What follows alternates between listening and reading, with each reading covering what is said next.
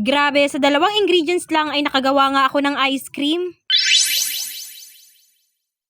Sa sobrang init nga ay napaisip na naman akong gumawa ng ice cream gamit lang nga ang dalawang ingredients. At iri nga ang Pajivar at creme densada. Kaya kung meron rin niri sa inyo ay gawin mo na rin at talagang mapapawaw ka sa lasa. Hindi mo nga akalain na dalawang ingredients lang ang ginamit. Dahil nga ni sa wala kaming molder ay naisipan ko nga ning dinin na lang sa mismong plastic ng Pajivar ilagay. Bali, ang ginawa ko muna, inalis ko yung papel sa loob. At nang maalisan ko na nga lahat ng papel sa loob, ay akin na nga din agad itong dinurog-durog. Isa din talaga sa nagpapasaya sa akin ay ice cream. Bukod sa tipid na, ay marami ka ring magagawa. Kaya naman kaysa sa bumili pa ako ng mamahalin ay gumawa na lang ako para tipid na rin. Nang natapos ko na nga madurog lahat ng tinapay ay kumuha na nga din ako ng lalagyan para nga sa ating pangalawang ingredients. At ito nga ang creme densada. So as usual, chinild ko lang pala to ng 3 hours para nga maging doble yung volume niya. Bale, ang agamitin ko pala din sa paghalo ay iring hand mixer. Pwede naman kayong gumamit ng whisk wire kaso nga nilaang ay matatagalan pa. Diyos ko, buti sana kung wala akong alagang bata na maligalig ay kahit maghapon pa ako maghalo ng mano-mano dini. Charis.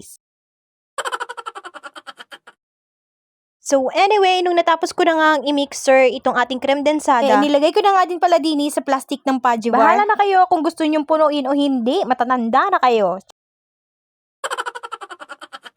Nga ni pala, hindi na ako naglagay ng plastic sa kamay at nagugas naman ako, malinis na yan. So kung isa kang mami o nanay na inaproblema ang magiging merienda ng inyong mga junana, ay itry nyo na to mga mi. Saktong-sakto lang nga ang lasa at makakasigurado kang malinis dahil kayo ang gumawa. Kaya sa mga ice cream lover dyan, may solusyon na sa cravings nyo. Kung kulang ang budget para sa ice cream na nais nyo, napaka-easy lang gawin nito, besh. Abay kahit ata grade 1 ay kaya iri. Char.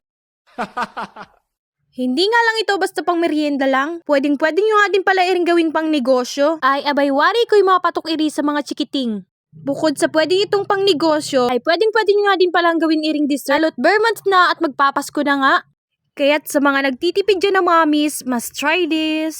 Pwede naman kayong mag-add ng mga pampaarte gaya nga ng paglalagay ng toppings. At balik na nga tayo din sa inagawa ko. Nung nalagyan ko na nga lahat ng creme densada itong ating Pajivar, ay naglagay na nga din pala ako dyan ng popsicle stick. Ay syempre para naman maakit ang mga kapitbahay namin din ng mga bata. Char. Pagkatapos ko nga palang lagyan ng stick, ay syempre diniretso ko na nga din ito sa freezer. Bala ko nga sana ang i-overnight ito sa freezer kaso hindi na talaga kinaya ng mga kamay ko at talagang kinuha ko na after 5 hours. At eto na nga ang ating DIY ice cream. So yun lang for today's video. Bye!